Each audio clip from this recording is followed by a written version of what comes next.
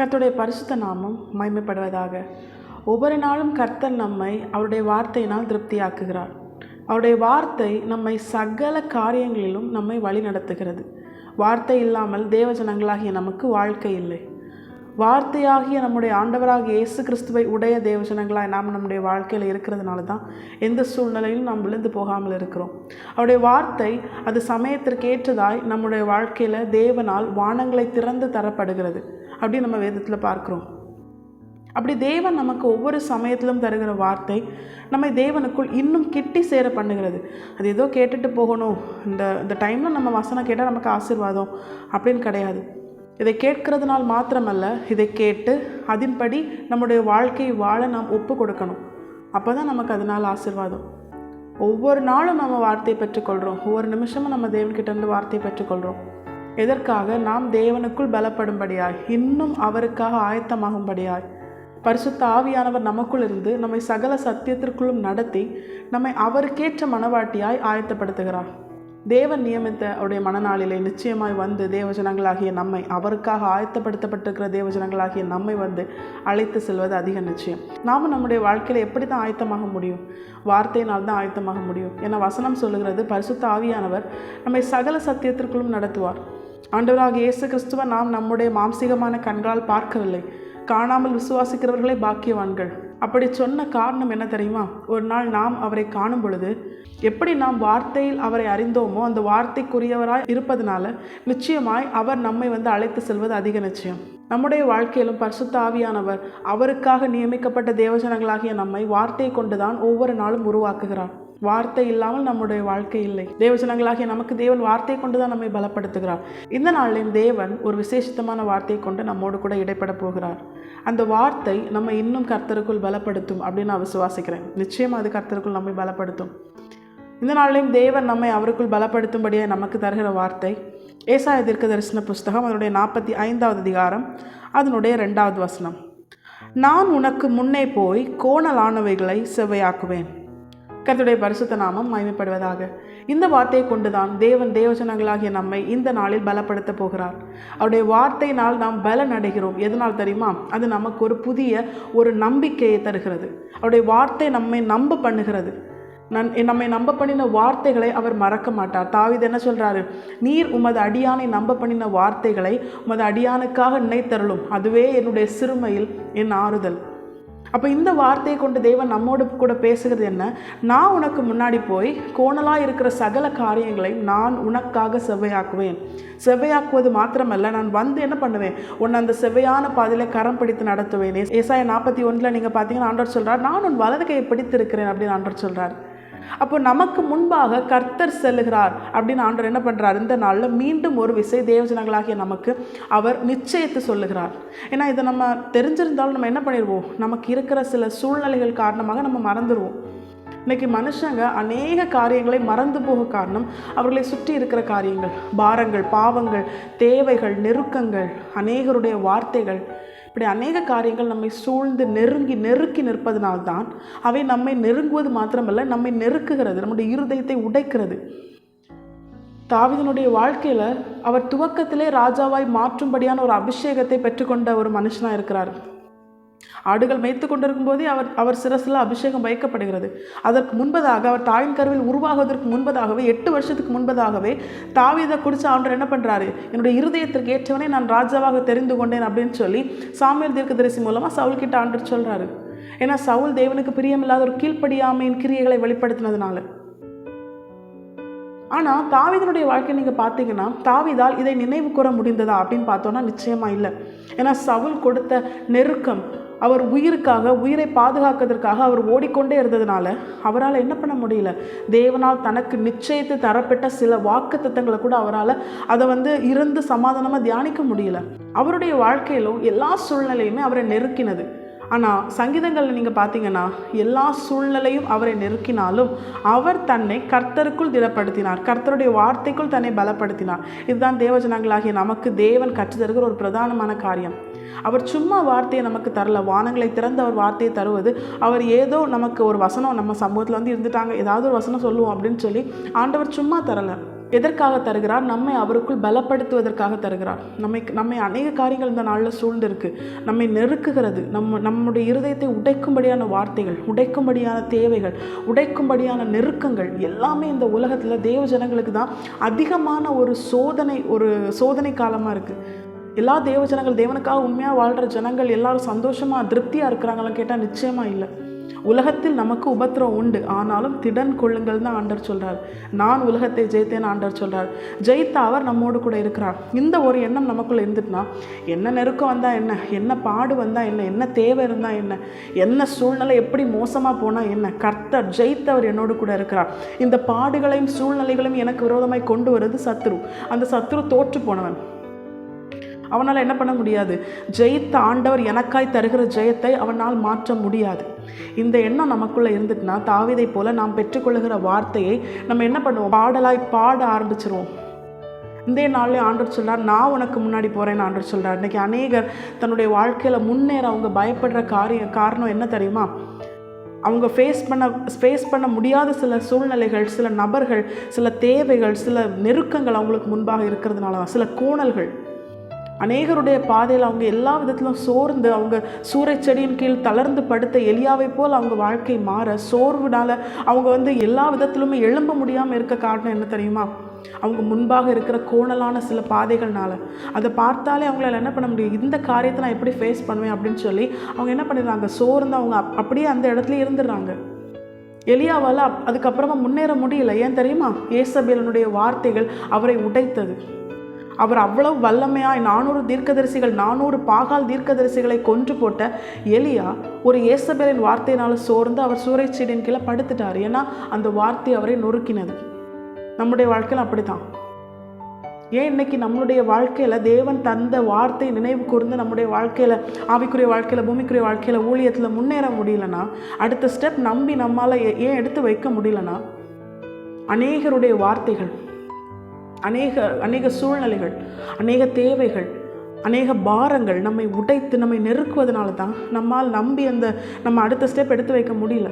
ஏன்னா நான் எடுத்து வைக்கிற ஸ்டெப் என்னவாகுமோ, நான் விழுந்துடுவேனோ, நான் அவமானப்பட்டுருவேன், நான் வைக்கப்பட்டு போயிடுவேன்னு சொல்லி நம்மளால் என்ன பண்ண முடியல, முன்னேற முடியல.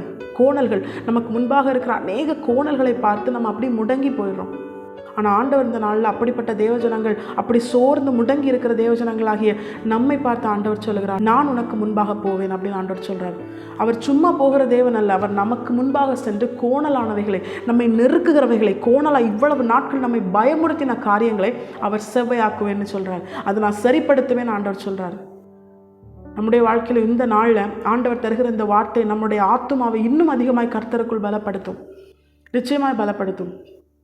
கர்த்தரை நோக்கி அமர்ந்து காத்திருக்கிற தேவஜனங்களை நிச்சயமாக இந்த வார்த்தை பலப்படுத்தும். நமக்கு முன்பாக நம்முடைய ஆண்டவர் செல்கிறார். அவர் நம்மை பலப்படுத்துவார். அவர் நமக்கு பலப்படுத்துவது மாத்திரமல்ல, நமக்கு முன்பாக சென்று, நம்முடைய தேவன் நமக்கு முன்பாக சென்று கோணலாக இருக்கிற சகலவற்றையும் செவ்வையாக்குவார். அவர் சிருஷ்டிகர். அவரால் முடியாது ஒன்றுமே இல்லை. பூமி துவக்கத்தில் எப்படி இருந்தது? பிசாசு அவன் சேதப்படுத்திட்டான். அது ஒழுங்கின்மையும் வெறுமையுமா இருந்தது. ஆனால் தேவன் என்ன பண்ணினார்? தேவன் அதை சரி செய்ய எழுந்தருளின போது, தேவன் முன்பாக சென்ற போது அது என்னவாச்சு? அது மகிமையாய், கர்த்தர் நல்லது நல்லது நல்லது என்று பார்க்கும்படியாய் எல்லாம் நன்மையால் நிரப்பப்பட்டதாய் மாற்றப்பட்டது. நம்முடைய வாழ்க்கையில் அப்படி தான். இவ்வளவு நாட்கள் சத்ரு அவனால் முடிஞ்ச அளவுக்கு நம்மளுடைய வாழ்க்கையை சேதப்படுத்தி எல்லாமே அவன் கொலாப்ஸ் பண்ணி வச்சுருந்தாலும் ஆண்டவர் இந்த நாளில் சொல்கிறாரு, நான் உனக்கு முன்னாடி போய், சத்ரு இவ்வளவு நாட்கள் அவனுடைய முழு வல்லமையும் பயன்படுத்தி அவன் எல்லாத்தையும் கோணல் ஆக்கியிருக்கலாம். ஆனால் ஒரு நிமிஷத்தில் நான் என்ன பண்ணுவேன்? எல்லாவற்றையும் செவ்வையாக்குவேன். ஏன்னா நம்முடைய தேவன் சர்வ வல்லமையுள்ள தேவன். அந்த ஆண்டவர் தான் சொல்கிறார், நான் உனக்கு முன்பாக போகிறேன். நம்முடைய தேவன் நமக்கு முன்பாக போவதனால நமக்கு என்ன ஒரு நன்மை தெரியுமா? அவர் நம்முடைய பாதையை செவ்வையாக்குவது மாத்திரமல்ல, அவர் என்ன செய்கிறார்? நமக்கு முன்பாக நம்முடைய தேவன் போகும் பொழுது நம்மை நோக்கி வருகிற எல்லா காரியங்களும் முதலாவது நம்முடைய தேவனை தான் ஃபேஸ் பண்ணுது. நம்முடைய ஆண்டவர் தான் அதை ஃபேஸ் பண்ணுறாரு. அவரை தாண்டி தான் அது நம்மிடத்தில் வரும்.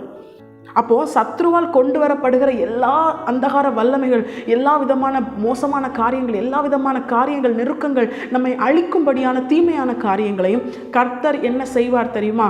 ஏசாயா தீர்க்கதரிசன புஸ்தகம் அதனுடைய 37வது அதிகாரம் அதனுடைய 36, 38 நீங்கள் வாசிச்சிங்கன்னா ஆண்டவர் என்ன பண்ணுறாரு? எசேக்கியா ராஜாவுக்கு விரோதமாய் சத்ருவாகிய அந்த சத்ருவால் ஏவப்பட்ட ராஜா, அந்த அசிரியன் ராஜாவாகிய சனகரிப் வரும் பொழுது கர்த்தர் எசேக்கியாவுக்கு முன்பதாக தம்முடைய தூதனை தான் அனுப்புறார். ஒரே ஒரு தூதன் தான். அவன் சத்ருவின் பாளையத்தில் இருந்த லட்சக்கணக்கான பராக்கிரமசாலிகளை அவன் கொன்று போட்டான்.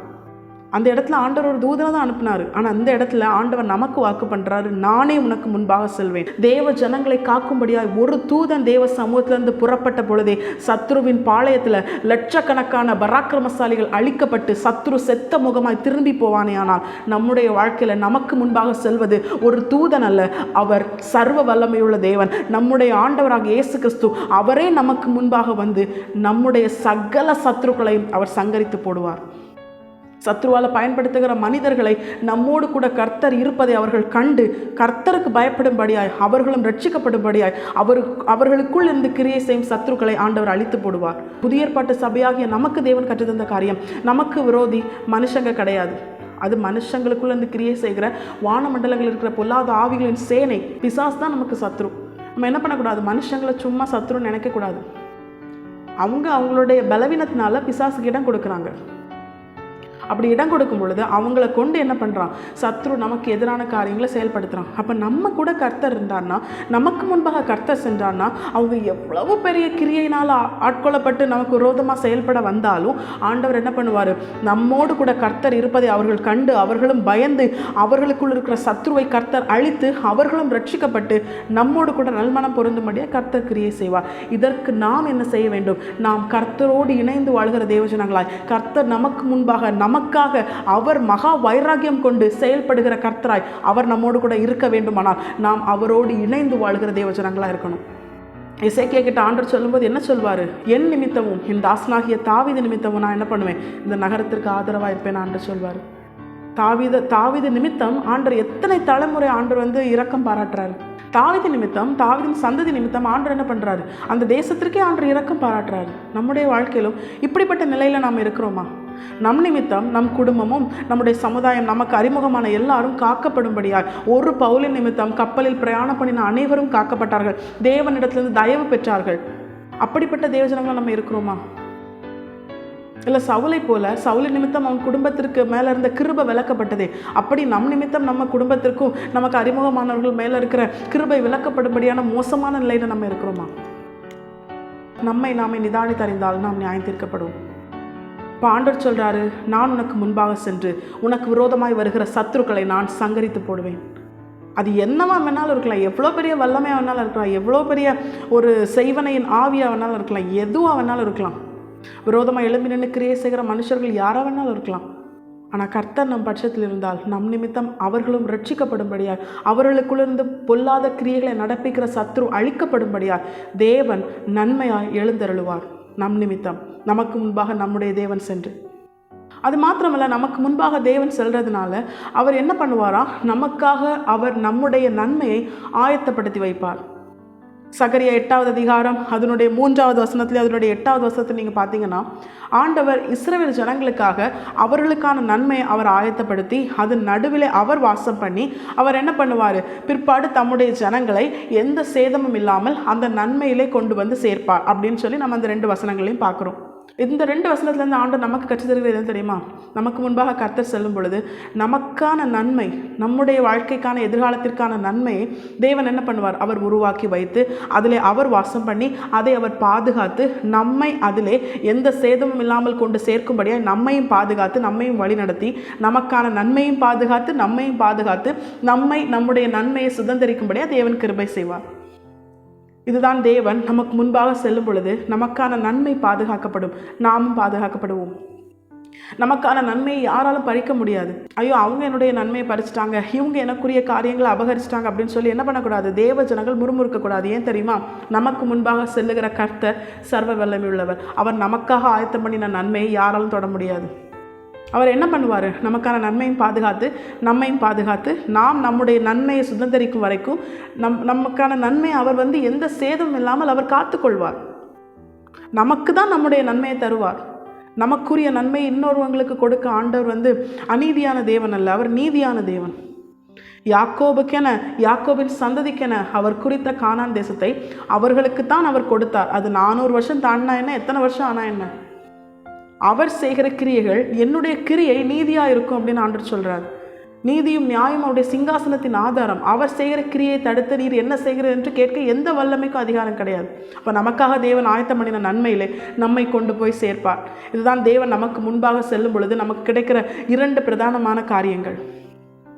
சத்ருவை அழித்து போடுவார், நமக்கான நன்மையிலே நம்மை கொண்டு போய் சேர்ப்பார். அந்த நன்மை யாராலும் ஒன்றும் பண்ண முடியாது, நம்மையும் யாராலும் ஒன்றும் செய்ய முடியாது.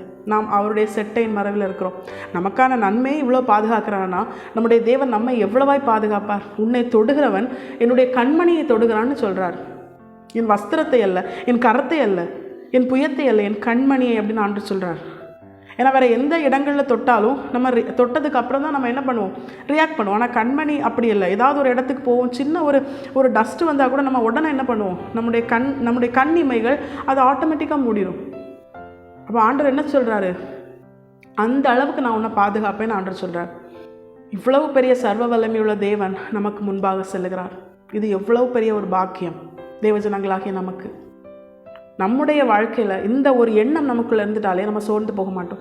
என்ன கிடைச்சா என்ன, கிடைக்காம போனால் என்ன, என்ன நடந்தால் என்ன, நடக்காமல் போனால் என்ன, சர்வ வல்லமையுள்ள என்னுடைய தேவன் எனக்கு முன்பாக செல்கிறார். அவர் எனக்காக நியமித்த நன்மை என் வாழ்க்கையில் அவர் நிறைவேற்றி முடிப்பார். எத்தனை சத்துருக்கள் எழும்பினாலும் அந்த பிசாசுகளை அவர் சங்கரித்து போடுவார். யார் விரோதமாய் சத்ருவால் பயன்படுத்தப்பட்டாலும் அவர்கள் என் பட்சத்தில் வரும்படியாய் கர்த்தர் என்ன பண்ணுவார், எனக்கு கிருபை பாராட்டுவார். என் நிமித்தம் மற்றவர்களும் பாதுகாக்கப்படணும். இதுதான் கிறிஸ்துவின் சுபாவம். இது நம்மக்கிட்ட வந்துட்டாலே போதும். இவங்க அழியணும், அவங்க அழியணும் அப்படிலாம் நினைக்கக்கூடாது. ஏன்னா சத்ரு தான் நமக்கு அழியணும், பிசாசு தான் அழியணும். அவனால் பயன்படுத்தப்படுகிற மனிதர்கள் ரட்சிக்கப்படணும். இதுதான் புதிய ஏற்பாட்டு சபையின் ஒரு மேன்மையான சுபாவம், கிறிஸ்துவின் சுபாவம். இந்த சுபாவம் நம்மக்கிட்ட காணப்பட்டுனா நம்ம ஆண்டவர் என்ன பண்ணுவார், நமக்காக சகலத்தையும் சர்வத்தையும் மகிமையாய் செய்து முடிப்பார். நம்முடைய வாழ்க்கையிலும் இவ்வளவு பெரிய ஒரு மேன்மையான ஆசீர்வாதத்தை தேவன் நமக்கு தந்திருக்கிறார். அப்போது தேவன் நமக்கு முன்பாக எப்படி செல்லுகிறார் அப்படின்னு நம்ம என்ன பண்ணணும், நாம் இன்னும் அதை குறித்த ஒரு தெளிவு நமக்கு இருக்கணும். இவ்வளோ பெரிய மேன்மையான ஆசீர்வாதங்கள் இருக்குது. அப்போது தேவன் நமக்கு முன்பாக எப்படி செல்லுகிறார்? வேதத்தில் ஆதியாகமம் துவங்கி வெளிப்படுத்தின விசேஷம் வரைக்கும் நீங்கள் பார்த்தீங்கன்னா அநேக விதங்கள் சொல்லப்பட்டிருக்கு. தேவன் நமக்கு முன்பாக செல்லுகிற அந்த காரியத்தில் அநேக விதத்தில் தேவன் நமக்கு முன்பாக செல்கிறார். ஆனால் இன்றைய நாளில் ஒரு பிரதானமான காரியத்தை குறித்து நம்ம தியானிக்க போகிறோம். இஸ்ரவேல் ஜனங்கள் எகிப்து என்கிற அடிமை வாழ்க்கை ஒரு இருப்பு காலவாயில் அவங்க சிக்கி இருக்கும் பொழுது, அவங்க அடிமைத்தனமாக அங்கே பார்வோன் கீழே அவங்க கஷ்டப்படும் பொழுது ஆண்டவர் என்ன பண்ணுறாரு, மோசே என்கிற ரட்சகனை அனுப்பி அவர்களை விடுதலையாக்கி அவர்களை வழிநடத்தி கொண்டு வந்து கானான் தேசத்திற்கு சேர்ப்பதற்கு முன்பதாக அவர்களை ஒரு வனாந்திர வழியிலே அவர் நடத்துகிறார். அவர்களை உருவாக்கும்படியாய், அந்த கானானுக்கு தகுதியானவர்களாய் அவர்களை மாற்றும்படியாய் அப்படி உருவாக்கி தேவனால் அவர்கள் நடத்தப்படும் பொழுது ஆண்டவர் அவர்களுக்கு முன்பாக எப்படி சென்றார் தெரியுமா? யாத்ராகமம் 13வது அதிகாரம் அதனுடைய 21வது வசனத்தை நீங்கள் பார்த்தீங்கன்னா, அவர் பகலிலே மேகஸ்தம்பமாகவும் இரவிலே அக்னி ஸ்தம்பமாகவும் அவர் அவர்களுக்கு முன்பாக பிரத்யட்சமாய் அவர் காணப்பட்டார். அவர் முன் சென்றார். பகலிலே மேகஸ்தம்பம் எதற்காக? அவர்களுக்கு வழிகாட்ட. இரவிலே அக்னிஸ்தம்பம் எதற்காக? அவர்களுக்கு வெளிச்சம் காட்ட அப்படின்னு சொல்லி நம்ம யாத்ராகமம் 13வது அதிகாரம் 21வது வசனத்தில் பார்க்குறோம். இப்போ இந்த 2 காரியமும் எதை உணர்த்துகிறது?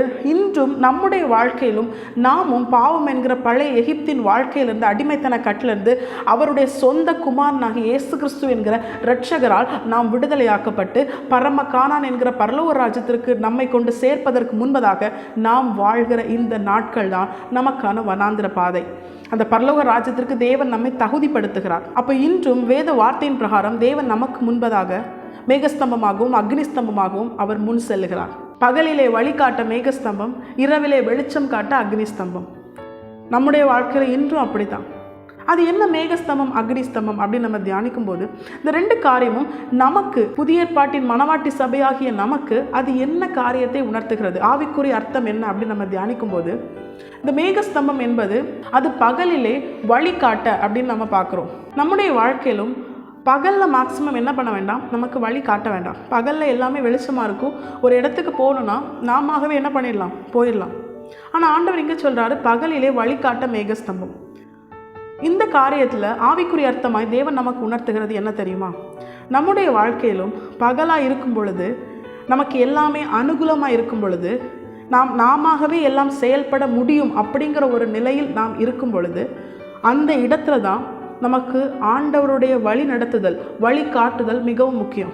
ஏன்னா அந்த இடத்துல தான் நம்ம ரொம்ப மேக்ஸிமம் இடறி போக ரொம்ப வாய்ப்பு இருக்குது.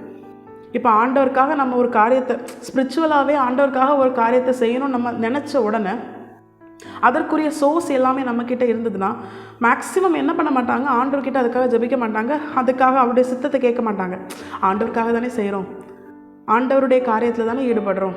ஆனால் அது ஆண்டவருடைய சித்தமா, இப்போது நாம் செய்கிற இந்த காரியம் கர்த்தருக்குரியதாக இருந்தால் கூட அது தேவனுடைய சித்தமா அப்படின்னு கேட்குறதுக்கு அவங்க மனசு வராது. ஏன்னா அவங்களுக்கு எல்லா சோர்ஸுமே அனுகூலமாக இருக்குது, அவங்களை சூழ்ந்திருக்கிற எல்லா காரியங்களும் அனுகூலமாக இருக்குது. அப்போ ஆண்டவர் சொல்கிறாரு, அனுகூலமாக இருக்கிற அந்த பகல் காலம் என்பது அனுகூலமான காலத்தை உணர்த்துகிறது, நாம செயல்பட முடிகிற அப்படிப்பட்ட காலத்தை உணர்த்துகிறது. அந்த காலத்தில் தான் என்னுடைய வழிநடத்துதல் உனக்கு ரொம்ப முக்கியம் அப்படின்னு ஆண்டவர் சொல்கிறார். அதை வழிநடத்தும்படியாய், நம்மை வழிநடத்தும்படியாக தேவன் தம்மை எப்படி வெளிப்படுத்துகிறார்? மேகஸ்தம்பமாய் வெளிப்படுத்துகிறார். மேகம் என்பது எதை உணர்த்துகிறது? எபிரேயர் 12:1 பிரகாரம் மேகம் போன்ற இத்தனை திரளான சாட்சிகள் நம்மை சூழ்ந்து இருக்கையில் அப்படின்னு ஆண்டவர் சொல்கிறாரு. வசனம் நமக்கு காண்பித்து தருகிறது. அப்போ மேகம் என்பது எதை உணர்த்துகிறது? ஆண்டவருடைய வேதத்தில் சொல்லப்பட்ட பரிசுத்தவான்கள், சாட்சிகள். ஆபேல் துவங்கி தாவீது வரைக்கும் நம்முடைய வாழ்க்கையில் அங்கே சொல்லப்பட்டிருக்கிறவங்க எப்படிப்பட்டவங்களாக இருக்கிறாங்க? நமக்கு ஒரு அடையாளமாக இருக்கிறாங்க. வேதத்தில் சொல்லப்பட்ட பரிசுத்தவான்களுடைய வாழ்க்கையில் எல்லா காரியங்களும் நமக்கு ஒரு சாட்சியாக இருக்குது. அதை பார்த்து நாம் எப்படி வாழ வேண்டும் என்பதை அநேக காரியங்களை தேவன் நமக்கு கற்றுத்தருகிறார். எல்லாமே அனுகூலமாக இருந்தது யாக்கோபுக்கு. யோசேப்பு என்ன பண்ணுறாரு? எகிப்திலேருந்து நிறைய நன்மைகளை அனுப்பி, ரதங்களையும் அனுப்பி என்ன பண்ணுறாரு? என்னிடத்துல வாங்க, நான் உங்களை பராமரிப்பேன் அப்படின்னு சொல்லும்போது யோசேப்பு அங்கே சாதாரண ஒரு போஸ்டிங்கில் இல்லை, பேருக்கு மட்டும்தான் பார்வோன் அவருக்கு மேலே ராஜாவாக இருக்கிறார். மற்றபடி யோசேப்பு தான் ராஜாவை போல செயல்படுகிறார். அவ்வளோ பெரிய ஒரு ஸ்தானத்தில் யோசேப்பு இருந்தாலும், யாக்கோபுக்கு இப்பொழுது இருக்கிற இடம் பஞ்சமாக இருந்தாலும், அவர் யோசேப்பினால் அழைக்கப்பட்டு பராமரிக்கப்படும்படியான ஒரு இடம் அவருக்கு எல்லாத்துலேயுமே அனுகூலமாக நன்மையாக இருந்தாலும் யாக்கோபு என்ன பண்ணலை? உடனே அவர் தன்னுடைய சுயத்திற்கு இடம் கொடுத்து எல்லாமே அனுகூலமாக இருக்குது, நான் போகிறேன் அப்படின்னு சொல்லி அவர் செயல்படலை. அதற்கு பதிலாக அவர் பெயர்செபாவுக்கு போய் அங்கே போய் ஆண்டவருக்கு பலியிட்டு ஆண்டவரிடத்துல கேட்குறார்.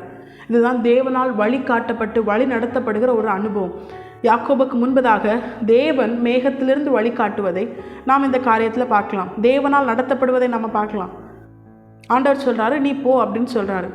அதன் பிற்பாடு ஆண்டவர் சொல்கிறார், நானும் உன்னோடு கூட வருவேன். இதுதான் தேவனால் வழிநடத்தப்படுகிற ஒரு அனுபவம்.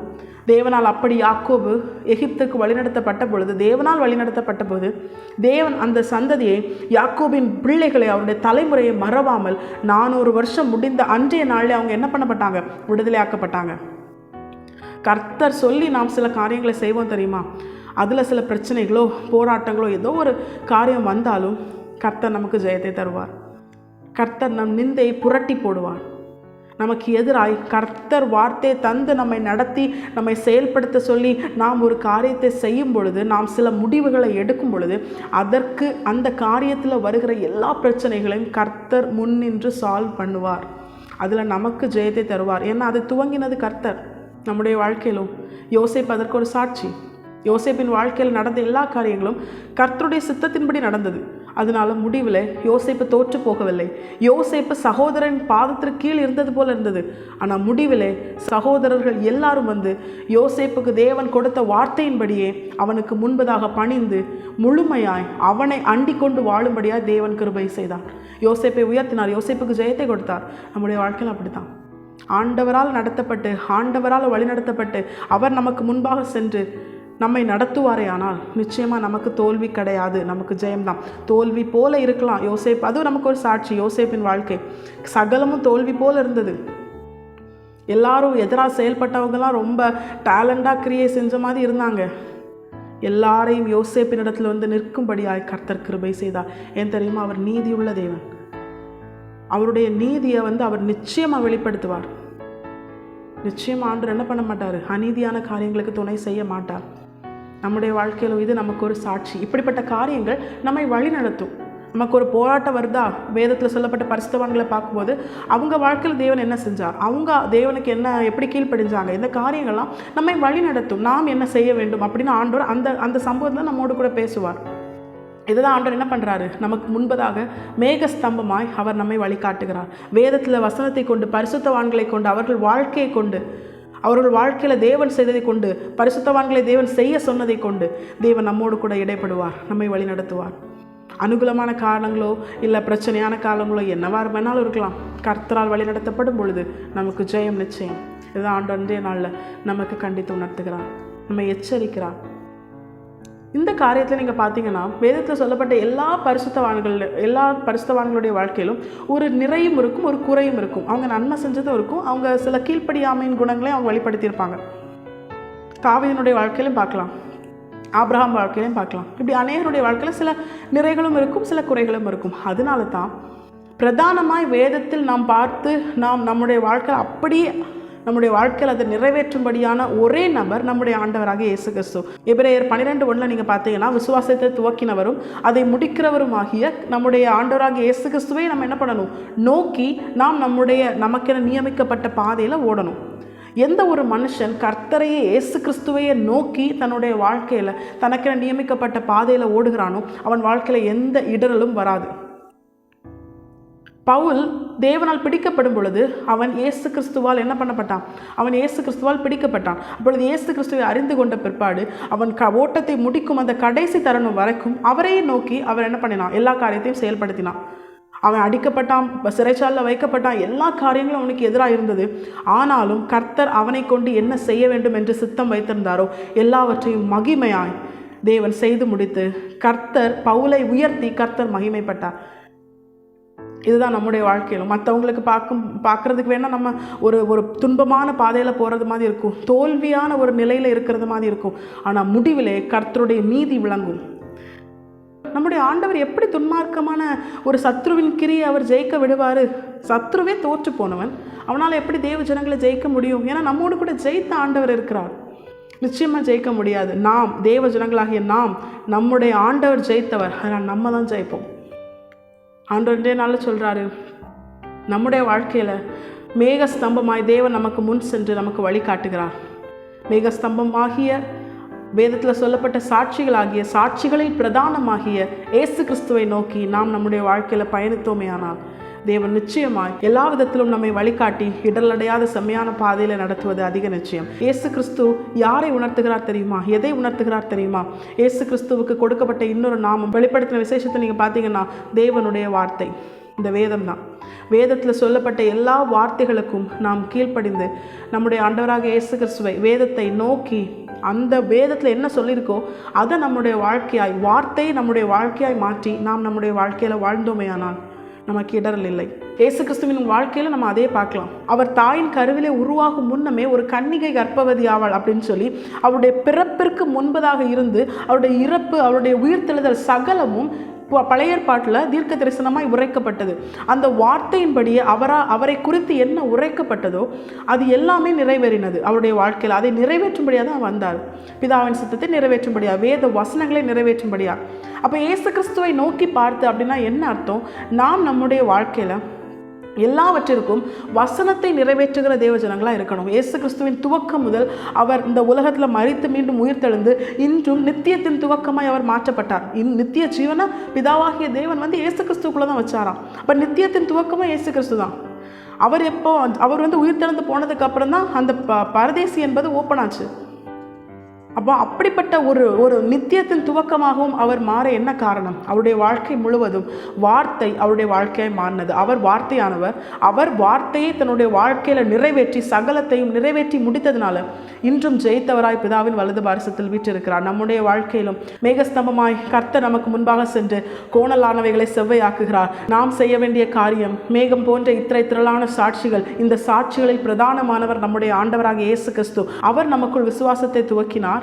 அவரால் துவக்கப்பட்ட விசுவாசத்தோடு இயேசு கிறிஸ்துவை நோக்கி பார்த்து இந்த வேதத்தில் சொல்லப்பட்ட எல்லா வார்த்தைகளும் நம்முடைய வாழ்க்கையாய் மாறும்படியாய் வசனத்துக்கு கீழ்ப்படிஞ்சோன்னா, வசனத்தை வாசித்து தியானித்து வாழ்க்கையில் என்ன செஞ்சாலும் வசனத்துக்குட்பட்டு வசனத்திற்கு கீழ்ப்படிஞ்சு நம்ம வாழ்ந்தோன்னா, நம்ம செயல்பட்டோன்னா, கர்த்தர் நிச்சயமாய் நமக்கென நியமித்த பாதையில் நாம் பொறுமையோடு ஓடி பவுலை போல நல்ல போராட்டத்தை போராடினேன், ஓட்டத்தை முடித்தேன், விசுவாசத்தை காத்து கொண்டேன், இது முதல் நீதியின் கிரீடம் எனக்காக வைக்கப்பட்டிருக்கிறது என்ற நிச்சயத்தோடு எப்பொழுதும் கர்த்தருக்காக ஆயத்தமாயிருப்போம். அவருடைய வருகையில் அவரோடு கூட எடுத்துக்கொள்ளப்பட்டு நாமும் ஜெயித்த அவரால் ஜெயம் பெற்றவர்களாய் அவருடைய வலது பார்சத்தில் வீற்றிருந்து ஆளுகை செய்வது, அவரோடு கூட நித்தியமாய் வாழ்வது அதிக நிச்சயம். இவ்வளவு மேன்மையான காரியமும் அவரை நோக்கி பார்த்து அவரால் வழிநடத்தப்பட்டு உலக வெளிச்சத்தினால் அல்ல, நானே மெய்யான ஒளி என்று சொன்ன இயேசு கிறிஸ்துவினால் வழிநடத்தப்படுகிற தேவஜனங்களாய் அந்த இயேசு கிறிஸ்து என்கிற ஒளியாகிய வார்த்தையினால், அவருடைய வசனம் நம்முடைய கால்களுக்கு தீபமும் பாதைக்கு வெளிச்சமாக இருக்கிறது, அவருடைய வார்த்தையின் வெளிச்சத்தால்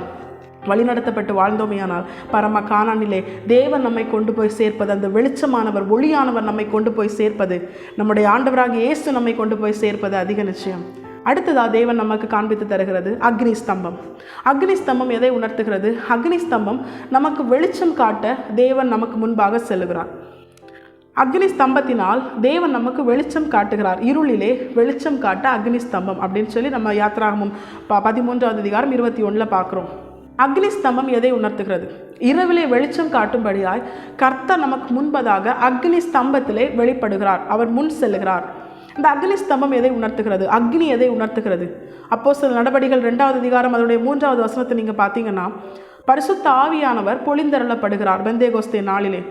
எப்படி பொழிந்தருளப்பட்டார்? அக்னிமயமான நாவுகள், அப்படிப்பட்ட தோற்றத்தில் அக்னிமயமான நாவுகளாக அவர் ஒவ்வொருவர் மேலும் இறங்கினார். அந்த இடத்துல அவங்க என்ன பண்ணாங்க? அவங்க அபிஷேகத்தை பெற்றுக்கொண்டு அந்நிய பாஷைகள், பல்பல பாஷைகளில் அவங்க தேவனை மகிமைப்படுத்தினாங்க. பரிசுத்த ஆவியானவர் எப்படி அந்த இடத்துல வெளிப்படுறாரு? அவர் அக்னியாய் வெளிப்படுறார். அந்த நாவு எதை உணர்த்துகிறது?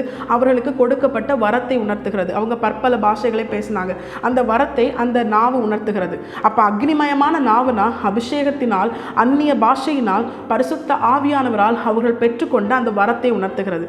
அப்போ அக்னி என்பது பரிசுத்த ஆவியானவரை உணர்த்துகிறது அப்படின்னு நம்ம தெளிவாக நம்ம புரிஞ்சுக்கலாம். அப்போ அக்னி ஸ்தம்பம் எதை உணர்த்துகிறது? பரிசுத்த ஆவியானவரை உணர்த்துகிறது. ஆண்டவர் சொல்கிறாரு, இருளிலே வெளிச்சம் காட்ட நான் அக்னி ஸ்தம்பத்திலே உனக்கு முன்பாக செல்வேன். இருள் என்பது வேதத்தின் பிரகாரம் அது செயல்பட முடியாத ஒரு காலம், அந்தகாரத்தின் வல்லமை சூழ்ந்த ஒரு காலம். ஆண்டவர் பூமியை சீர்படுத்துவதற்கு முன்பதாக அது ஒழுங்கின்மையும் வெறுமையுமாய் ஆழத்தின் மேல் இருள் இருந்தது அப்படின்னு நம்ம பார்க்குறோம் வசனத்தில். ஆதியாகமம் 1வது அதிகாரத்தில் பார்க்குறோம். அப்போ பிசாசின் கிரியைகளை அது உணர்த்துகிறது. இருள் என்பது பிசாசின் கிரியை உணர்த்துகிறது. இப்போ நம்முடைய வாழ்க்கையிலும், நம்முடைய வாழ்க்கை சில நேரங்களில் பிசாசின் கிரியைகளினால் சூழப்பட்டது போல, நமக்கு விரோதமாக எழும்புகிற சத்ரு நம்மை மேற்கொண்ட ஒரு நிலையில் நாம் இருக்கிறது போல இருக்கலாம். யோபுவின் வாழ்க்கை அதற்கு ஒரு பெரிய எக்ஸாம்பிள். யோபுவை கர்த்தர் சாத்தானின் கரத்தில் கொடுத்தார், ஆனால் யோபுவின் ஜீவனை கர்த்தர் பாதுகாத்தார். இதுதான் தேவ ஜனங்களாகிய நாம் புரிந்து கொள்ள வேண்டியது. நாம் அந்த மாதிரி தீமையான ஒரு சூழ்நிலையில் இருக்கிறது போல இருக்கலாம். அநேகர் நம்மை நெருக்கலாம், அநேக தேவைகள் இருக்கலாம், நம்ம தோற்று போனது போல இருக்கலாம். சத்ரு நம்மை ஜெயித்தது போல் அவன் ரொம்ப ரொம்ப சனகரி பேசுவான் தெரியுமா? எசேக்கியா ராஜாவுக்கு விரோதமாக சனகரிப்பினுடைய சேனாபதி ரப்சாகே பேசும் பொழுது அவன் தன்னுடைய ராஜாவாகிய, தன்னுடைய எஜமானாகிய சனகரிப்பை ரொம்ப மேன்மைப்படுத்தி எசேக்கியாவையும் அவனுடைய தேவனையும் ரொம்ப தாழ்த்தி அவன் பேசுவான். அதை கேட்ட மற்ற ஜனங்களுக்கு எப்படி இருக்கும்? ஒரு தோற்று போன ஒரு சூழ்நிலையை அவர்கள் அனுபவிப்பது போல இருக்கும், ஆனால் அவங்க தோற்று போகலை. இதுதான் தேவ ஜனங்களாகிய நமக்கு இன்றைய நாளில் தேவன் உணர்த்துகிறார். நீ இருளில் இருக்கிறாய், உன்னை சுற்றி இருள் தான் இருக்குது. நீ இரவு எப்படி இருக்கும்? வனாந்திரத்தில் இரவு எப்படி இருக்கும்? கம்ப்ளீட்டாக இருளாக இருக்கும். ஒரு சின்ன வெளிச்சம் கூட இருக்குமா என்ன அப்படின்னு டவுட் தான். அப்போ அப்படிப்பட்ட ஒரு இருள் சூழ்ந்த ஒரு நிலையில் நம்ம விடப்பட்டிருந்தாலும் மீகா 7 தீர்க்கதரிசி சொல்கிறாரு, என் சத்ருவே எனக்கு விரோதமாய் சந்தோஷப்படாதே, நான் விழுந்தாலும் எழுந்திருப்பேன், நான் இருளிலே உட்கார்ந்தால் கர்த்தர் எனக்கு வெளிச்சமாயிருப்பார். அப்போ நான் உட்கார்ந்துருக்கிறது இருள் தான், ஆனால் என் மேலே கர்த்தருடைய வெளிச்சம், கர்த்தர் என் மேலே வெளிச்சமாக இருப்பார் அப்படின்னு சொல்லி என்ன பண்ணுறாரு? தேவ மனுஷன் அந்த தீர்க்கதரிசி தன்னுடைய வாழ்க்கையில் அவர் நிச்சயித்து அதை சொல்ல என்ன காரணம்? அவர் இந்த காரியங்களை அறிந்திருந்ததுனால தான், தேவனை பற்றி விசுவாசம் அவருக்கு இருந்ததுனால தான். நம்முடைய வாழ்க்கையிலும் நாம் தேவனை பற்றின விசுவாசம் நமக்கு இருக்கணும். நம்முடைய ஆண்டவர் நமக்கு முன் செல்கிறார், அக்னி ஸ்தம்பமாய் நாம் இருளில் இருக்கிறது போல இருக்கலாம், இரவு போல கம்ப்ளீட்டாக எல்லாமே ஒரு மறைக்கப்பட்ட சூழ்நிலையில், இருளில் எதுவுமே தெரியாது, எங்கே நன்மை இருக்குது எங்கே ஒன்றுமே தெரியாது. இருளான ஒரு சூழ்நிலையில் நம்மளால் எந்த காரியத்தையும் டிசைட் பண்ண முடியாது, ஏன்னா நமக்கு ஒன்றுமே தெரியாது. கரண்ட் போச்சுன்னா அந்த கம்ப்ளீட்டாக இருள் ஆகிடுச்சுன்னா நம்மளால் என்ன பண்ண முடியாது. நம்முடைய வீடாக இருந்தாலும் நாம் பழகின இடங்களாக இருந்தாலும் நம்மளால் என்ன பண்ண முடியாது, வெளிச்சத்தில் நாம் சுதந்திரமாய் செயல்படுவது போல செயல்பட முடியாது. அப்படிப்பட்ட நிலையில் ஒருவேளை தேவஜனங்கள் காணப்பட்டாலும் கர்த்தர் இன்றைய நாளில் நம்மளை பார்த்து சொல்லுகிறது என்ன தெரியுமா? நான் உன்மேல் வெளிச்சமாக இருப்பேன் அப்படின்னு ஆண்டவர் சொல்கிறாரு. பரிசுத்த ஆவியானவர் நம்மேல் வெளிச்சமாக இருப்பார். அதற்காக அவர் நமக்காக அருளப்பட்டிருக்கிறார். நம்முடைய தேற்றரவாளன் நம்மேல் வெளிச்சம் காட்ட, அக்னியாய் நம்மேல் வெளிச்சம் காட்ட அவர் இறங்கி இருக்கிறார். தேவனுடைய ஆவியானவர், பரிசுத்த ஆவியானவர் நம்மேல் வெளிச்சமாய் அவர் நம்மை வெளிச்சத்தில் நடத்த, என்ன இருள் சூழ்ந்த இருந்தாலும் நம்மளை சுற்றி இருக்கிறவங்க என்ன வேணாலும் நடக்கலாம், இருள் சூழ்ந்த நிலையில் இருக்கலாம், எந்த நம்பிக்கையுமே இல்லாமல் நம்பிக்கை அற்றுப்போன நிலையில் இருக்கலாம். ஆனால் ஆண்டவர் சொல்கிறாரு, நான் உண்மையில் வெளிச்சமாக இருப்பேன் அப்படின்னு ஆண்டவர் சொல்கிறாரு. அவர் சொன்னால் அவர் செய்வார், அவர் வசனித்தால் அவர் நிறைவேற்றுவார். மனுஷனை மாதிரி பொய் சொல்ல மாட்டார், மனம் மாற மாட்டார். ஆண்டவர் சொல்கிறாரு, நான் உன் மேலே வெளிச்சமாக இருப்பேன். அப்படி பரிசுத்த ஆவியானவர் நம்மேல் வெளிச்சம் காட்டி எல்லா இருளின் அந்தகார வல்லமைக்கும் செயல்பட முடியாத நம்முடைய நிலைமைக்கும் இருந்து நம்மை விடுதலையாக்கும்படியாய் அவர் என்ன பண்ணுறார் தெரியுமா?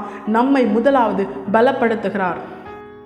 நம்முடைய பரிசுத்த ஆவியானவர் இருள் போன்ற சூழ்நிலை இருக்கிற நம்மேல் அவர் வெளிச்சமாய் அக்னி ஸ்தம்பமாய் நமக்கு முன்பாக செல்லும் பொழுது அவர் நம்மை பலப்படுத்துகிறார். அப்போஸ்தலர் நடபடிகள் அதனுடைய 1வது அதிகாரம் 8வது வசனம் என்ன பார்க்கிறோம்? பரிசுத்த ஆவியானவர் நம்மேல் வரும் பொழுது நாம் முதலாவது பலன் அடைவோம் அப்படின்னு சொல்லி வசனம் நமக்கு தெளிவாய் காண்பித்து தருகிறது. நம்மை பலப்படுத்துகிறார். இதை நம்ம நியாயாதிபதிகளின் புஸ்தகத்தில் பார்த்தோம்னா, நியாயாதிபதிகள் ஒத்னியேல், யெப்தா, சிம்சோன் இவங்களுடைய வாழ்க்கையில் நீங்கள் பார்த்தீங்கன்னா ஆண்டவர் என்ன பண்ணுறார்? பரிசுத்த ஆவியானவர் அவர்கள் மேல் வந்து இறங்கி அவர்களை பலப்படுத்தி சத்துருக்களுக்கு விரோதமாய் அவர்களை எழுப்பி அவர்களை ஏவி அவர் என்ன பண்ணுறாரு? பரிசுத்த ஆவியானவர் அவர்களுக்குள் இருந்து அவர் யுத்தம் பண்ணுறார். மெசபத்தோமியா ராஜாவாகிய கூஷான் ரிஷதாயும் அவர்களுக்கு விரோதமாய் வந்து அவர்களை ஒடுக்கின பொழுது ஆண்டவர் என்ன பண்ணுறாரு? ஒத்னியேல் மேலே வந்து இறங்குறாரு பரிசுத்த ஆவியானவர். அவனை பலப்படுத்துறாரு. பலப்படுத்தி அவனை கொண்டு இஸ்ரவேல் ஜனங்களுக்கு ஒரு ரட்சிப்பை ஆண்டவர் கொடுக்கிறார். நம்மையும் பலப்படுத்துகிறார். சிம்சோனை பலப்படுத்தினார். ஒரு கழுதையின் பச்சை தாடை எலும்பை கொண்டு 1000 பேரை கொல்லும்படியாய் பரிசுத்த ஆவியானவரை பலப்படுத்தினார். யெப்தாவை பலப்படுத்தினார். பரிசுத்த ஆவியானவர் அவர்கள் மேல் வந்து அவர்களை பலப்படுத்தி அவர்களை யுத்தத்திற்கு ஏவி அவர்களுக்கு ஜெயத்தை கொடுத்தார். சத்துருக்களை அழிக்கும்படியான ஒரு பலத்தை அவர்களுக்கு கொடுத்தார் அப்படின்னு சொல்லி நம்ம வசனங்களில் பார்க்கலாம். நியாயாதிபதிகளின் புஸ்தகத்தில் நம்ம பார்க்கலாம். என் புதிய ஏற்பாட்டிலையும் பேதுருவினுடைய வாழ்க்கையில் நம்ம பார்க்கலாம். ஒரு வேலைக்காரிக்கு முன்பதாக கர்த்தருடைய நாமத்தை அறிக்கை செய்து, ஆமாம் நானும் அவரோடு கூட இருந்தவன் தான், நானும் அவருக்காக தான் வாழ்வேன் அப்படின்னு சொல்லி பலமாய் நிற்க முடியாத ஒரு பேதுருவை 3000 பேரை ஒரே பிரசங்கத்தில் அவர்களை ரட்சிப்புகளாய் வழிநடத்தும்படியாய் பேதுரு எழுந்து நின்று அந்த இடத்துல 11 பேரோடு கூட பேச என்ன காரணம்? பரிசுத்த ஆவியானவரின் பலன். நம்முடைய வாழ்க்கையில் அப்படித்தான். இன்னைக்கு அநேக சூழ்நிலைகளை நம்மளால் ஹேண்டில் பண்ண முடியல. அநேக நேரங்களில் இருள் நம்மை அப்படியே அமிழ்த்தி போடுது. நமக்கு பலன் இல்லை, செயல்பட முடியல, என்ன செய்யணும்னு தெரியல. அதுக்கு தான் ஆண்டவர் சொல்கிறாரு, இரவிலே வெளிச்சம் காட்ட நான் அக்னி ஸ்தம்பத்தில் எழுந்தருளுவேன், பரிசுத்த ஆவியானவராகிய வெளிச்சத்தை உனக்கு தருவேன். அப்பொழுது நீ என்ன பண்ணுவ? நீ முதலாவது பலன் அடைவாய். அந்த 1வது அதிகாரம் அப்போஸ்தலர் 1:8 நீங்கள் பார்த்தீங்கன்னா, பலன் அடைந்து நாம் சாட்சிகளாக இருப்போமா? எருசலேமிலும் யூதேயாவிலும் சமாரியாவிலும் பூமியின் கடைசி பரியந்தமும் நம் கர்த்தருக்கென சாட்சியாக இருப்போமா? இஸ்ரவேல் ஜனங்கள் சாட்சியாக இருந்தாங்க. அக்னி ஸ்தம்பத்தால் மேகஸ்தம்பத்தால் நடத்தப்பட்ட அவங்க கர்த்தருடைய ஜனம் என்று அறியப்பட்டாங்க. அவரே ஜீவனுள்ள தேவன், சர்வ வல்லமையுள்ள தேவன், அவருக்கு இணையா எதுவும் இல்லை என்று அவர்கள் மூலமாய் கர்த்தர் அறியப்படும்படியாய் அவர்கள் சாட்சியாக இருந்தாங்க. ராகாப் சொல்லும்போது என்ன சொல்வா? உங்களுடைய தேவன் எகிப்திற்கு செய்த எல்லா காரியங்களையும் கேட்டு அந்த ஜனங்களுடைய அந்த எரிகோ பட்டணத்தாருடைய இருதயம் கரைந்து போனதுன்னு சொல்லுவா. அப்போ அந்த இஸ்ரவேல் ஜனங்கள் கர்த்தருக்கு சாட்சியாக இருக்கிறாங்க, கர்த்தருடைய அடையாளங்கள் அற்புதங்களுக்கு சாட்சியாக இருக்காங்க. நம்முடைய வாழ்க்கையில் அப்படித்தான். நாமும் கர்த்தரால் அக்னி ஸ்தம்பமாய் கர்த்தர் பரிசுத்த ஆவியானவர் நமக்கு வெளிச்சம் காட்ட நம்மேல் வந்து இறங்கின பொழுது நாமும் கர்த்தருக்குள் பலனடைந்த தேவஜனங்களாக இருக்கிறோம். பரிசுத்த ஆவியானவரை பெற்றுக்கொள்ள வேண்டும். அப்பொழுதுதான் நம்முடைய வாழ்க்கை நமக்கு பலன் கிடைக்கும். அதனால தான் இன்றைக்கி அநேக சூழ்நிலைகளை நம்மால் நிற்க முடியலை, பலன் இல்லை. ஒரு வேலைக்காரிக்கு முன்பதாக நிற்க முடியாத பேதுருவை அநேகருக்கு முன்பதாக நிறுத்தி ஒரே பிரசங்கத்தில் அந்த ஜனங்கள் மத்தியில் 3000 பேர் ரட்சிக்கப்படும்படியாய் கர்த்தர் கிருபை செய்தார். பரிசுத்த ஆவியானவர் பலப்படுத்தினார். நமக்கும் இந்த பலன் மிகவும் அவசியம். பரிசுத்த ஆவியானவர் நமக்கு செய்கிற அடுத்த நன்மை என்ன தெரியுமா? அவர் நமக்கு தெளிவுண்டாக்குகிறார். யோவான் 14 அதனுடைய 26 நீங்கள் பார்த்தீங்கன்னா, என் நாமத்தினாலே பிதா அனுப்ப போகிற பரிசுத்த ஆவியாகிய தேற்றரவாளனை எல்லாவற்றையும் உங்களுக்கு போதித்து நான் உங்களுக்கு சொன்ன எல்லாவற்றையும் உங்களுக்கு நினைப்பூட்டுவார். இருளில் நம்ம என்ன செயல்படணும், என்ன காரியத்தை சூஸ் பண்ணக்கூடாது, எப்படி செயல்படணும் அப்படின்னு நம்ம தெரியாமல் இருக்கும்போது அந்த காரியத்தில் பரிசுத்த ஆவியானவர் நமக்குள் இருந்து நமக்கு வெளிச்சம் காட்டும்படியாய் அவர் என்ன பண்ணுவார், சகல சத்தியத்திற்குள்ளும் வேத வசனங்களுக்குள்ளாய் நம்மை நடத்தி நமக்கு வசனத்தை நினைப்பூட்டி இந்த காரியத்தை இப்படி செய்யணும், இந்த காரியத்தில் இந்த மாதிரி முடிவுகள் எடுக்கணும், இதுதான் தேவ சித்தம், இது தேவ சித்தம் அல்ல அப்படின்னு சொல்லி ஆண்டவர் நமக்கு தெளிவுண்டாக்குவார். வெளிச்சத்தில் தானே நம்ம எது நன்மையான பொருள் அதை எடுக்கணும், இது தீமையான பொருள் இதை எடுக்கக்கூடாதுன்னு சொல்லி நம்மளால் சூஸ் பண்ண முடியும். அப்போ நமக்கு ஒரு தெளிவு வேணும், எதை செய்யணும் எதை செய்யக்கூடாது அப்படிங்கிற காரியத்தில் ஒரு தெளிவு வேணும்னா பரிசுத்த ஆவியானவர் நமக்குள்ளே இருக்கணும். அப்போ தான் அவர் சகல சத்தியத்திற்குள்ளும் நம்மளை நடத்தி நமக்கு ஒரு தெளிவை தருவார். அப்போஸ்தலர் நடபடிகள் 27 நீங்கள் பார்த்தீங்கன்னா, பவுல் அந்த யூரோக்ளித்தான் காற்று அடித்து எல்லாருமே தப்பி பிழப்போம் அந்த நம்பிக்கை அற்றுப்போன அந்த சூழ்நிலையில் பவுலுக்கும் முதலாவது அந்த நம்பிக்கை இல்லை. அப்போ தேவனிடத்திலிருந்து அனுப்பப்பட்ட தூதன் என்ன பண்ணினான், வார்த்தை என்ன பண்ணினது, அவனுக்கு தெளிவு உண்டாக்கினது. இப்போ வார்த்தை தான் நமக்கு தெளிவு உண்டாக்கும். அந்த தெளிவு நமக்கு கிடைக்கணும்னா, வார்த்தையிலிருந்து கிடைக்கணும்னா இந்த வார்த்தையை நினைப்பூட்டுகிற பரிசுத்த ஆவியானவர் இருக்கணும். பரிசுத்த ஆவியானவர் தான் வார்த்தையை நினைப்பூட்டி தெளிவு உண்டு பண்ணுவார். நம்முடைய வாழ்க்கையிலும் அக்னிஸ்தம்பமாய் பரிசுத்த ஆவியானவர் நம்முடைய வாழ்க்கையிலிருந்து எல்லா இருளும் நம்மை சூழ்ந்து கொண்டிருந்தாலும் அந்த இருளின் மத்தியில் நமக்கு வெளிச்சமாக இருந்து நம்மை பலப்படுத்தி சத்துருக்களை அழித்து போடும்படியான பலனை தந்து நமக்கு ஜெயத்தை தந்து நமக்கு தெளிவுண்டாக்கி எந்த காரியத்தை செய்யணும் செய்யக்கூடாது அப்படிங்கிற காரியத்தில் எல்லா விதத்திலுமே வசனத்திற்கு உட்பட்டு நம்மை நடத்தி வசனத்தை நினைப்பூட்டி தேவ சித்தத்தை அறிந்து கொள்ளும்படி செய்து நமக்கு தெளிவுண்டாக்கி நம்மை அவருக்குள் நடத்துவார். அடுத்ததாக பரிசுத்த ஆவியானவர் செய்கிறது என்ன தெரியுமா, அவர் கண்டித்து உணர்த்துவார். யோவான் எழுதின சுவிசேஷம் 16வது அதிகாரம் 8வது வசனத்தை நீங்கள் பார்த்தீங்கன்னா, அவர் வந்து பாவத்தை குறித்தும் நீதியை குறித்தும் நியாய தீர்ப்பை குறித்தும் உலகத்தை கண்டித்து உணர்த்துவார் அப்படின்னு நம்ம பார்க்குறோம். இயேசு கிறிஸ்து பரிசுத்த ஆவியானவர் குறித்து என்ன சொல்றாரு, பாவத்தை குறித்தும் நீதியை குறித்தும் நியாய தீர்ப்பை குறித்தும் கண்டித்து உணர்த்துவார். பரிசுத்த ஆவியானவர் நமக்குள்ள இருந்தால் தான் நமக்கு இந்த கண்டித்து உணர்த்தப்படுகிற ஒரு உணர்வுள்ள இருதயம் நமக்குள்ள இருக்கும். உணர்வில்லாத இருதயம் இருளடைஞ்சிரும். எப்பவுமே ஒரு உணர்த்தப்படுகிற ஒரு உணர்வு நமக்கு இல்லைன்னா எது நல்லது கெட்டது நமக்கு தெரியாது. நம்ம செஞ்சுட்டே இருப்போம், ஒரு காரியத்தை நம்ம கரெக்டுன்னு நினைப்போம், ஆனால் அது தேவனுடைய பார்வையில் சரியா அப்படின்னு நமக்கு தெரியாது. உணர்வு இருக்கணும், இது கர்த்தருக்கு பிரியம், இது கர்த்தருக்கு பிரியம் இல்லை. அப்போ கண்டித்து உணர்த்துகிற அந்த காரியங்களை நமக்கு கண்டித்து உணர்த்துகிற எச்சரித்து உணர்த்துகிற பரிசுத்த ஆவியானவர் நமக்கு தேவை. தாவீதினுடைய வாழ்க்கையில் நாத்தான் தீர்க்கதரிசியை கொண்டு அவர் கண்டித்து உணர்த்தும் பொழுது தாவீது சொல்றாரு, உடைய சமூகத்தை விட்டு என்னை தள்ளாமலும் உடைய நல்ல ஆவியை என்னை விட்டு எடுத்துக்கொள்ளாமலும் இருக்கும்னு சொல்லி தாவீது கெஞ்சிறாரு. ஏன்னா அவருக்கு பயம் வந்துருச்சு, எனக்குள்ளதான் பரிசுத்த ஆவியானவர் இருந்தாரே, ஒருவேளை நான் பாவம் செய்யும் போது நான் உணர்த்தப்படவே இல்லையே, ஒருவேளை எனக்குள்ள இருந்து பரிசுத்த ஆவியானவர் போயிட்டாரோ அப்படிங்கிற ஒரு உணர்வு வந்தது. அப்போ பரிசுத்த ஆவியானவர் இருந்தாதான் நம்ம பாவம் செய்ய நம்ம துவங்கும் போதே அவர் நமக்கு எச்சரித்து உணர்த்துவார். அந்த எண்ணம் நமக்குள்ளே செயல்படாதபடிக்கு வேர்கொள்ளாதபடிக்கு அவர் எச்சரித்து உணர்த்துவார், இது பாவம் அப்படின்னு சொல்லி தருவார். இயேசு கிறிஸ்து சொல்லும்போது என்ன சொல்வார், வேதபாரகர் பரிசேயரை பார்த்து, நான் வந்ததுனால தானே இது பாவம் இல்லைங்கிற காரியத்தை தெளிவுபடுத்த முடிஞ்சுது, நான் தானே அதை தெளிவுபடுத்தினேன், அதனால தான் உங்களுக்கு என்ன இருக்குது, உங்களுக்கு அது பிடிக்காமல் இருக்குது அப்படின்னு சொல்லி என்ன பண்ணுவார், அவர் சில காரியங்களை சொல்லுவார். இயேசு கிறிஸ்து வந்ததுனால தானே இப்படி செய்யணும் இப்படி செய்யக்கூடாதுன்னு ஒரு தெளிவு உண்டாக்கினார். இல்லை அவங்க நியாயப்பிரமாணத்தை அவங்க அவங்களுக்கு ஏற்றபடி மாற்றி அவங்க சில காரியங்களை செய்ய ஆரம்பிச்சிட்டாங்க. தகப்பனையும் தாயும் கனம் பண்ணணும் அப்படின்னு சொல்கிற காரியத்தை உனக்கு நான் என்ன உதவி செய்யணும் அதை காணிக்கையாக செலுத்துகிறேன் அப்படின்னு கூட நீ என்ன பண்ணலாம், நீ சொல்லிக்கலாம்னு சொல்லி அவங்க தனக்கு சுய இஷ்டத்தின்படி அதை மாற்ற ஆரம்பிச்சிட்டாங்க. அப்போ பரிசுத்த ஆவியானவர் இருந்தால் தான் நம்முடைய வாழ்க்கையிலும் ஒரு கண்டித்து உணர்த்தப்படுகிற ஒரு அனுபவம் இருக்கும். இல்லை நான் செய்கிறது தான் கரெக்டு, நான் எது செஞ்சாலும் கரெக்டு தான் அப்படின்னு சொல்லி ஒரு உணர்வில்லாத இருதயம் நமக்குள்ளே வந்துடும். எந்த மனுஷனாக இருந்தாலும் அவன் விழுவதற்கு அநேக வாய்ப்புகள் இருக்குது. ஏன் தெரியுமா, எப்பண்டா அவனை தள்ளி விடலான்னு சொல்லி பிசாசு கர்ஜிக்கிற சிங்கம் போல் சுற்றி திரியலாம், எந்த கேப் கிடைக்கும் அவனை தள்ளி விடலான்னு. ஆனால் நாம் விழுந்து போகாமல் நின்றும் நிற்க காரணம் நம் பலத்தால் அல்ல, தேவனிடத்திலிருந்து அருளப்பட்ட பரிசுத்த ஆவியானவரின் பலத்தினால். ஏன்னா அவர் தான் நம்மளை பலப்படுத்துகிறாரு, நமக்கு தெளிவுண்டாக்குறாரு, இப்படி செய்யணும் செய்யக்கூடாதுங்கிறது நம்மை கண்டித்து உணர்த்துகிறார். இது பாவம், இது நியாயத்திற்கு எதுவான காரியம், இது பிசாசுக்குரியது, இது நீதியான காரியம், நீதி செய்கிறவன் இன்னும் நீதி செய்யணும், பரிசுத்தமாக இருக்கணும் இன்னும் பரிசுத்தமாக இருக்கணும் அப்படின்னு சொல்லி பரிசுத்த ஆவியானவர் தான் நமக்குள்ள ஒரு உணர்வுள்ள இருதயத்தை தரார். ஏதாவது ஒரு தப்பு நம்ம துணிகரமாகவோ இதை தெரியாமலோ செஞ்சுட்டா கூட நமக்குள்ள ஒரு உணர்வு, ஒரு தேவன் இந்த காரியத்தில் நிச்சயமாக வருத்தப்பட்டிருப்பாருங்கிற ஒரு உணர்வை நமக்கு தரது யார், பரிசுத்த ஆவியானவர் தான். அவர் துக்கப்படுறார். மீட்கப்படும் நாளைக்கு நம்ம முத்திரையாக பெற்ற பரிசுத்த ஆவியை நம்ம என்ன பண்ணக்கூடாது, துக்கப்படுத்தக்கூடாது. அப்படி துக்கப்படுத்தி மீண்டுமா துக்கப்படுத்தின சிம்சோனை விட்டு பரிசுத்த ஆவியானவர் போயிட்டார். அதன் பிற்பாடு அவனுடைய நிலை ரொம்ப கேடுள்ளதாக மாறிட்டு. நம்முடைய வாழ்க்கையிலும் நம்முடைய தேவன் நமக்கு முன்பதாக அக்னிஸ்தம்பமாய் எழுந்தருளி அவர் நமக்கு முன் செல்லுகிறார். எதற்காக தெரியுமா, நம்மை பலப்படுத்த. எப்படி தெரியுமா? இருள் நம்மை சூழ்ந்திருந்தாலும் நம்மேல் அவர் ஒளியாயிருக்கிறார். நாம் ஒளியாக இருக்கும் பொழுது, நம்மேல் நம்முடைய பரிசுத்த ஆவியானவர் அக்னியான ஒளியாக இருக்கும் பொழுது, நம்மை கொண்டு அநேகருக்கு வெளிச்சத்தை அவர் தெரியப்படுத்துவார். நம்மை கொண்டு வார்த்தைகளை அநேகர் தெரிந்து கொள்ளும்படியாக கிருபை செய்வார். நம்மை பலப்படுத்துவார், நமக்கு தெளிவுண்டாக்குவார், நம்மை உணர்த்துவார், கண்டித்து உணர்த்துவார். இப்படிப்பட்ட ஆசீர்வாதங்கள் நமக்கு கிடைக்கும்படியாகத்தான் அவர் இருளிலே வெளிச்சம் காட்ட நமக்கு முன்பதாக அக்னி ஸ்தம்பமாய் முன் செல்லுகிறார். இந்த நாளிலும் கூட கர்த்தர் நமக்கு உணர்த்துகிற காரியம் என்ன தெரியுமா? நான் உனக்கு முன்பாக செல்லுகிறேன், பகலிலே மேகஸ்தம்பமாய் உன்னை வழிகாட்டும்படியாய். மேகப்போற்றை திரளான சாட்சிகளில் பிரதானமான சாட்சியாகிய நமக்குள் விசுவாசத்தை துவக்கின நம்முடைய ஆண்டவராக இயேசு கிறிஸ்துவை நோக்கி பார்த்து, அவர் வாழ்க்கை எப்படி முழுவதும் வேத வார்த்தைக்குட்பட்டதாக இருந்ததோ அதே போல் நாமும் அவரையே நோக்கி பார்த்து நம்முடைய வாழ்க்கை முழுவதும் வேத வார்த்தைக்குட்பட்டதாக இருந்ததே ஆனால் நம்மை அந்த பகலிலே எல்லா அனுகூலமாக இருந்தாலும் பகலிலே நம்மை வழிகாட்டும்படியாய், அவருக்கு சித்தமானதை நாம் செய்யும்படியாய், அநேக காரியங்கள் இருந்தாலும் சித்தம்னு ஒன்று இருக்குது, தேவ சித்தத்தை நாம் செய்யும்படியாக நம்மை வழிகாட்ட வசனத்தை கொண்டு நம்மை வழிகாட்டுகிறார்.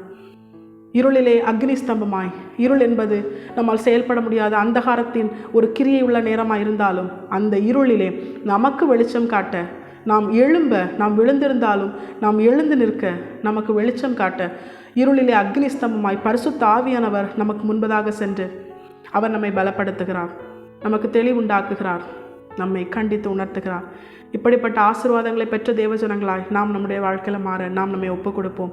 சிம்பிளாக சொல்லணும்னா, இயேசு கிறிஸ்துவாகிய தேவனுடைய வார்த்தையும் பரிசுத்த ஆவியாகிய தேவனுடைய பலத்தையும் பெற்றுக்கொண்டவர்களாக இருக்கணும். பரிசுத்த ஆவியானவர் சகல சத்தியத்திற்குள்ளும் நம்ம நடத்துவார். இயேசு கிறிஸ்துவும் பரிசுத்த ஆவியானவரும் நம்முடைய வாழ்க்கையில் நம்மை விட்டு பிரிக்க முடியாத, நாம் அவர்களை விட்டு பிரிந்து போகாத, அவர்களோடு இணைக்கப்பட்ட தேவஜனங்களாய் மனவாட்டியாய் வாழ, நம்முடைய மணவாளனாகிய இயேசு கிறிஸ்துவோடு அந்த பரலோக ராஜ்யத்திலே மனநாளிலே சேர்வதற்கு முன்பதாக, அவரோடு இணைக்கப்படுவதற்கு முன்பதாக பரிசுத்த ஆவியானவர் நம்மை அவருக்காக ஆயத்தப்படுத்தி கொண்டிருக்கிறார். மணவாளனாகிய இயேசு கிறிஸ்துவை நோக்கி பார்த்து அவருடைய வருகைக்காக ஏங்கி தவித்த தேவஜனங்களாய் பரிசுத்த ஆவியானவர் அந்த நாளுக்காக நம்மை ஆயத்தப்படுத்துகிறார் என்பதை உணர்ந்து அவர் நம்மை முழுவதுமாய் ஆளுகை செய்து சகல சத்தியத்திற்குள்ளும் நம்மை நடத்தி, நம்மை பலப்படுத்தி, தெளிவுண்டாக்கி, நம்மை கண்டித்து உணர்த்தி, கர்த்தருக்கு பிரியமான மனவாட்டியாய் நம்மையும் நம் குடும்பத்தையும் நம்முடைய சமுதாயம் சகலத்தையும் உருவாக்கும்படியாய் நாம் நம்மை முழுமையாய் பரிசுத்த ஆவியானவருடைய கரத்திலும் நம்முடைய ஆண்டவராக இயேசு கிறிஸ்துவின் கரத்திலும் விட்டு கொடுப்போம், ஒப்பு கொடுப்போம். கர்த்தர் தாமே இந்த வசனத்தின்படியே நம்மையும் நம் குடும்பத்தையும் ஆசீர்வதித்து வழிநடத்துவாராக. இதை கேட்டுக்கொண்டிருக்கிற நம்மை கர்த்தர் தாமே ஆசீர்வதிப்பாராக. கர்த்தருடைய பரிசுத்த நாமம் மட்டுமே மகிமைப்படுவதாக. மாரநாதா, இயேசு வருகிறார். ஆயத்தமாகவும் பிறரை ஆயத்தப்படுத்துவோம். ஆமென்.